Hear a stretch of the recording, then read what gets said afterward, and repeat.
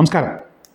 UAE Israel താവളങ്ങൾ ഉടൻ അവസാനിപ്പിച്ചേ മതിയാകൂ, ഇല്ലെങ്കിൽ ഞങ്ങൾക്ക് ആക്രമണം നടത്തേണ്ടി വരും. ഇറാന്റെ മുന്നറിയിപ്പാണ്.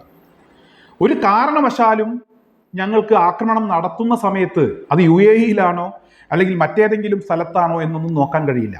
ആക്രമണം തുടങ്ങിക്കഴിഞ്ഞാൽ അത് എവിടെ ചെന്നാണ് അവസാനിക്കുക എന്നും പറയാൻ കഴിയില്ല. അതുകൊണ്ടൊരു മുന്നറിയിപ്പാണ്. നമ്മളൊക്കെ ഒരുമിച്ച് നിൽക്കേണ്ട ആളുകളാണ്. അതുകൊണ്ട് നമുക്ക് ഒരുമിച്ച് നിൽക്കാം. ഇസ്രായേൽ താവളങ്ങൾ UAE പ്രവർത്തിക്കുന്നത് പ്രത്യേകിച്ച് ഇറാനെ ലക്ഷ്യം വെച്ചുകൊണ്ടാണ്. അതുകൊണ്ട് ഒഴിവാക്കാൻ ഒരു നിർവാഹവുമില്ല. ആദ്യം തന്നെ UAE അവരെ അങ്ങ് ഒഴിവാക്കുക, എന്നിട്ട് കൂടെ നിൽക്കുക കഴിയാവുന്ന രീതിയിൽ. അല്ലാതെ ഇസ്രായേലിനെ കൂട്ടുപിടിക്കുന്ന ഒരു ഇടപാട് അതിന് എന്തായാലും നടക്കില്ല എന്ന് ഇറാൻ വ്യക്തമാക്കിയിരിക്കുകയാണ്.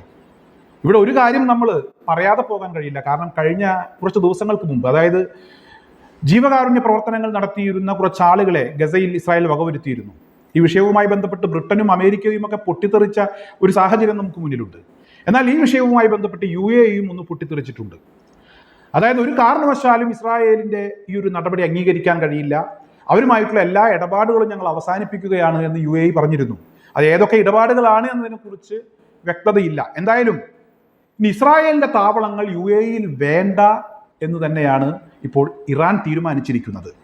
ആ ഒരു തീരുമാനത്തെ, ഇറാന്റെ ആ ഒരു നിലപാടിനെ മറികടക്കാൻ എന്തായാലും ഇപ്പോഴത്തെ സാഹചര്യത്തിൽ UAE നിൽക്കാനുള്ള സാധ്യത വളരെ കുറവാണ്. അതായത് UAEയിൽ നിന്നും ഇസ്രായേൽ തൽക്കാലം ഔട്ടാകുന്ന ഒരു കാഴ്ച നമുക്ക് അടുത്തു തന്നെ കാണാൻ കഴിയുമെന്ന് തന്നെയാണ് മനസ്സിലാക്കാൻ കഴിയുന്നത്. മറ്റൊന്ന്, ഉപരോധങ്ങളുടെ പെരുമഴക്കാലമാണ് ഇസ്രായേലിനെ കാത്തിരിക്കുന്നത്. ഏറ്റവും പ്രധാനപ്പെട്ട ഒരു നീക്കം ഇറാൻ തന്നെ നടത്തിയിരിക്കുകയാണ്. ഇറാൻ വളരെ ശ്രദ്ധിച്ച് സൂക്ഷിച്ച് എവിടെയും പാളാൻ പാടില്ല. അതേസമയം സാധാരണക്കാർക്ക് പ്രത്യേകിച്ച് പ്രശ്നങ്ങളൊന്നും ഉണ്ടാകാനും പാടില്ല. യുദ്ധത്തിൻ്റെതായിട്ടുള്ള കെടുതികളും ബുദ്ധിമുട്ടുകളും ഒക്കെ ഇസ്രായേലിനകത്തുണ്ടാകും. എങ്കിൽ കൂടെ സാധാരണക്കാരെ അല്ല ഇറാൻ ലക്ഷ്യം വെക്കുന്നത്.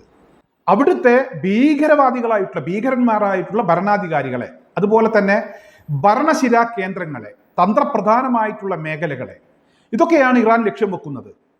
കൂടുതൽ ആളുകളെ കൊന്നൊടുക്കിയതുകൊണ്ട് ഒരു യുദ്ധം വിജയിച്ചു എന്ന് പറയാൻ കഴിയില്ല. എന്നാൽ ആ രാജ്യത്തെ തെറ്റായ വഴിയിലേക്ക് നയിക്കുന്ന ഭരണാധികാരികളെയാണ് നിലക്ക് നിർത്തേണ്ടത്. കൂടുതൽ പ്രശ്നങ്ങളില്ലാതെ, ജീവഹാനിയില്ലാതെ അത് നടത്താൻ കഴിയണം. അതിനുവേണ്ടിയുള്ള ശക്തമായ ഒരുക്കങ്ങൾ എല്ലാ മേഖലകളിലും ഇറാൻ നടത്തിക്കൊണ്ടിരിക്കുകയാണ്. ഇവിടെ ഹാർമോസ് കടലിടുക്ക് ഇറാൻ അടക്കാൻ തീരുമാനിച്ചിരിക്കുകയാണ്. ഏറ്റവും പ്രധാനപ്പെട്ട ഒരു തീരുമാനമാണ്. കാരണം അതിലൂടെയാണ് ഇവിടെ പെട്രോളിയം ഉൽപ്പന്നങ്ങൾ യൂറോപ്പിലേക്ക് ഉൾപ്പെടെ ഏഷ്യൻ രാജ്യങ്ങളിലേക്ക് ഉൾപ്പെടെ കാര്യമായ രീതിയിൽ പോയിക്കൊണ്ടിരിക്കുന്നത്. ആ കടലിടുക്ക് അടച്ചാൽ അത് വലിയ പ്രതിസന്ധി ഉണ്ടാകും. അത്തരത്തിലൊരു നീക്കം ഇറാൻ നടത്തുമെന്ന് പ്രഖ്യാപിച്ചു കഴിഞ്ഞു. പ്രഖ്യാപിച്ച സ്ഥിതിക്ക് ഇറാൻ അത് നടപ്പിലാക്കുമെന്ന കാര്യത്തിൽ തർക്കമില്ല. മറ്റൊരു ഭാഗത്ത് തുർക്കിയുടെ ഭാഗത്തു നിന്നും ഒരു പ്രഖ്യാപനം വന്നിട്ടുണ്ട്. ഇനി ഒരു കാരണവശാലും ഇസ്രായേലിന് ഇരുമ്പുരുക്ക് നിർമ്മാണ പ്രവർത്തനങ്ങൾക്കുള്ള അല്ലെങ്കിൽ അത്തരത്തിലുള്ള സാധനങ്ങൾ കൊടുക്കില്ല എന്ന് തീരുമാനിച്ചിരിക്കുന്നു. 10-14 ഉൽപ്പന്നങ്ങളെ കുറിച്ച് പറയുന്നുണ്ട്. അതിൻ്റെ ഒരു പ്രധാനപ്പെട്ട കാരണം, ഗസയിലെ സാധാരണക്കാരെ തുർക്കി സഹായിക്കാൻ വേണ്ടി തീരുമാനിച്ചു. അവർക്ക് സഹായങ്ങൾ കൊടുക്കുന്നത് ഇസ്രായേൽ തടഞ്ഞു. ഇസ്രായേൽ തടഞ്ഞ സാഹചര്യത്തിലാണ് തുർക്കി ഇത്തരത്തിലൊരു പ്രഖ്യാപനം നടത്തിയിരിക്കുന്നത്. അതായത് എല്ലാ മേഖലകളിൽ നിന്നും ഇസ്രായേലിന് വീണ്ടും വീണ്ടും തിരിച്ചടികൾ കിട്ടിക്കൊണ്ടിരിക്കുന്നു. ഇസ്രായേലിലെ ജനങ്ങൾ വ്യാപകമായി അവർ കുടിവെള്ളം ശേഖരിച്ചു വെക്കുന്നു. അതുപോലെ തന്നെ ഒരു യുദ്ധം വരാൻ പോകുന്നു എന്ന ഒരു തോന്നൽ അവർക്കുണ്ട്, ഒരു ധാരണ അവർക്കുണ്ട്. സൈന്യത്തെ മുഴുവൻ ഇസ്രായേൽ പിൻവലിച്ചപ്പോൾ ബോർഡറിൽ മാത്രമാണ് സൈന്യമുള്ളത്. വലിയ അങ്കലാപ്പിലാണ്. ഒരുപാട് സൈന്യത്തിന് കാര്യമായ രീതിയിലുള്ള പ്രശ്നങ്ങളുണ്ട്. മാനസിക പ്രശ്നങ്ങളും അതുപോലെ തന്നെ അംഗവൈകല്യങ്ങളും മറ്റുമൊക്കെ കാര്യമായ രീതിയിൽ അവരുടെ സൈന്യത്തെ അലട്ടുന്നുണ്ട്. എന്നാൽ ഇതിനിടയിലാണ് ഇപ്പോൾ ഇറാന്റെ പല തരത്തിലുള്ള നീക്കം. അതായത് ബഹുമുഖ ആക്രമണമാണ് ഇറാൻ നടത്തിക്കൊണ്ടിരിക്കുന്നത്. ആദ്യം തന്നെ ശത്രുവിനെ പൂർണ്ണമായും തളർത്തുക, അവർക്ക് സഹായം കിട്ടാൻ സാധ്യതയുള്ള എല്ലാ മേഖലകളും അടക്കുക. കഴിയാവുന്ന രീതിയിൽ ഇറാൻ ഇപ്പോൾ ചെയ്തുകൊണ്ടിരിക്കുന്നത് അതാണ്. അതിനുശേഷം അടുത്ത നീക്കം നടത്തുമെന്നാണ് ഇറാൻ പ്രഖ്യാപിച്ചിരിക്കുന്നത്. എന്തായാലും ഇസ്രായേലിനെ കാത്തിരിക്കുന്നത് ഉപരോധങ്ങളുടെ പെരുമഴക്കാലമാണ്. തൊട്ടു പിന്നാലെ ഇറാന്റെ ശക്തമായ ഒരു തിരിച്ചടിയും ഇസ്രായേലിനെ കാത്തിരിക്കുന്നുണ്ട്. എന്തായാലും ഇസ്രായേൽ വലിയ ഭീതിയിലാണ്. ഇസ്രായേലിലെ സാധാരണക്കാരും വലിയ ഭീതിയിലാണ്.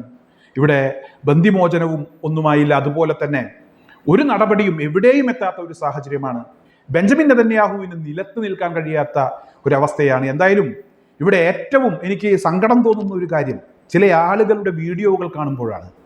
അതായത് ഇതുവരെ ഇസ്രായേലിനെ സപ്പോർട്ട് ചെയ്ത് വലിയ രീതിയിൽ വാർത്തകൾ പ്രചരിപ്പിച്ചിരുന്ന ആളുകൾക്ക് ഇപ്പോൾ സത്യത്തിൽ അവരുടെ മുഖത്ത് ഒരു തുള്ളി ചോരയില്ല. എന്താണ് പറയേണ്ടത് അതിനെക്കുറിച്ച് ഒരു രൂപവുമില്ല എന്നുള്ളതാണ്. എന്തായാലും അഹങ്കാരികൾ അവർക്ക് തിരിച്ചടി കിട്ടിയിരിക്കും. അവരധികകാലം എവിടെയും വാഴില്ല. ഏകാധിപതികൾ, അത്തരത്തിലുള്ള നിലപാടുള്ളവർ, അഹങ്കാരികൾ, അവർക്ക് കൃത്യമായി തിരിച്ചടി കിട്ടേണ്ട സമയത്ത് കിട്ടും. ഒരുപാട് കാലം അവർ അഹങ്കരിച്ച് ഒരുപാട് പ്രവർത്തനങ്ങൾ, അതായത് സാധാരണക്കാരെ കൊന്നൊടുക്കുന്ന രീതിയിലുള്ള ഒരുപാട് കാര്യങ്ങൾ ചെയ്തു കൂട്ടിയിട്ടുള്ള ആളുകളാണ്. അനുഭവിച്ചേ മതിയാകൂ എന്ന് മാത്രമാണ് എനിക്കിവിടെ, നേരത്തെ ഞാൻ പറഞ്ഞല്ലോ, വീഡിയോ ചെയ്ത് അഹങ്കരിച്ചിരുന്ന ചില ആളുകളുണ്ട്. അവർക്കിപ്പോൾ സംസാരിക്കാൻ കഴിയാത്തൊരവസ്ഥയുണ്ട്. അവരോട് എനിക്ക് പറയാനുള്ളത്, അഹങ്കാരികൾ തിരിച്ചടി അവർ ചോദിച്ചു വാങ്ങിയിരിക്കും എന്ന് മാത്രമാണ്.